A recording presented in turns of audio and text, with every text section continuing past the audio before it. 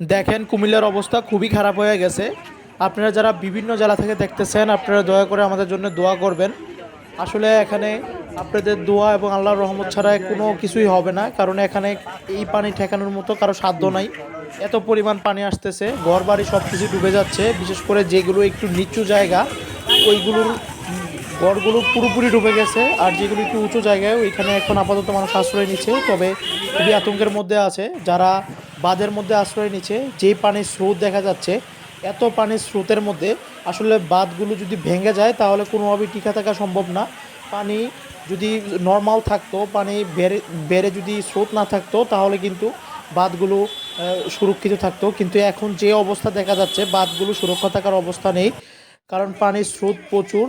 আর আপনারা দেখতেই পাচ্ছেন ভিডিওর মধ্যে, মানে বিশেষ করে নিচু জায়গার যে ঘর বাড়িগুলো আছে সব কিছু ডুবে গেছে টোটালি। ওইখানে মানুষ থাকার মতো কোনো অবস্থা নেই।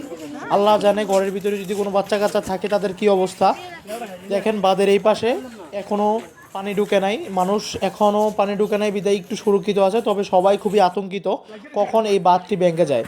বিশেষ করে এই বাঁধটি কিন্তু আস্তে আস্তে চুইয়ে চুইয়ে কিন্তু পানি বের হয়। আর চুইয়ে চুইয়ে পানি বের হইলেই কিন্তু এই ছোট ছোট যে ছিদ্রগুলো থাকে পানির, সেই ছোট ছোট ছিদ্রগুলো অনেক বড় হয়ে যায় এবং যে কোনো মুহূর্তে ওই ছিদ্রগুলো দিয়ে পানি ঢুকে আপনার বাঁধগুলো ভেঙে যায়।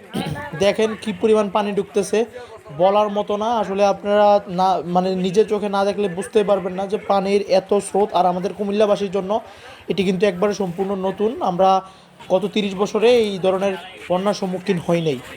আমাদের জন্য ওলামায়ে কেরাম এবং বিভিন্ন ইসলামী ফাউন্ডেশনের বিভিন্ন লোকেরা হচ্ছে এলাকাবাসীদেরকে নিয়ে দোয়া করতেছে বাঁধ সুরক্ষার জন্য। আল্লাহ আমাদের জন্য একটু রহম রহম করুক।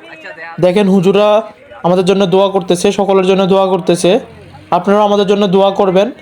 আর এই বাঁধের বিভিন্ন জায়গায় ছোট ছোট ছিদ্র হওয়াতে সকলে মিলে কাজ করতেছে। আসলে যে কাজটা সকলে করতেছে, এটা কোনোভাবেই সন্তুষ্টজনক না। তার কারণ হচ্ছে আমাদের এখানে প্রচুর পরিমাণে ম্যান পাওয়ার প্রয়োজন, লোক প্রয়োজন, স্বেচ্ছাসেবক প্রয়োজন। আমাদের এই সাইডগুলোতে অত পরিমাণ স্বেচ্ছাসেবক নাই, যার কারণে আমরা খুবই হিমশিম খেতে হচ্ছে।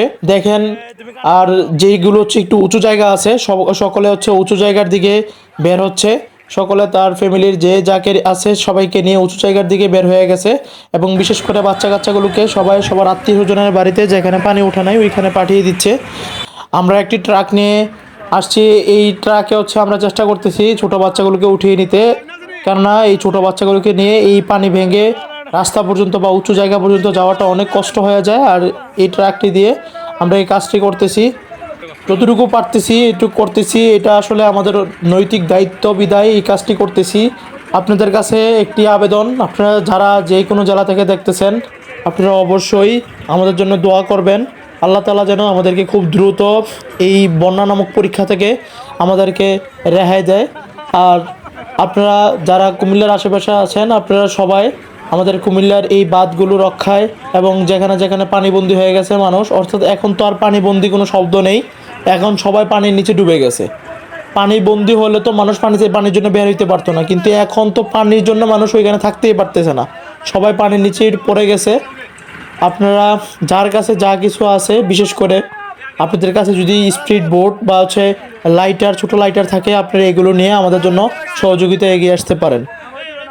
আমি আর আপনাদেরকে কিছু বলার নেই, আপনারা নিজের চোখেই দেখছেন। আপনারা চাইলে ভিডিওটি শেয়ার করে দিয়ে সবাইকে বিষয়টি জানার জন্য অনুরোধ করি এবং সকলে আমাদের জন্য দোয়া করবেন।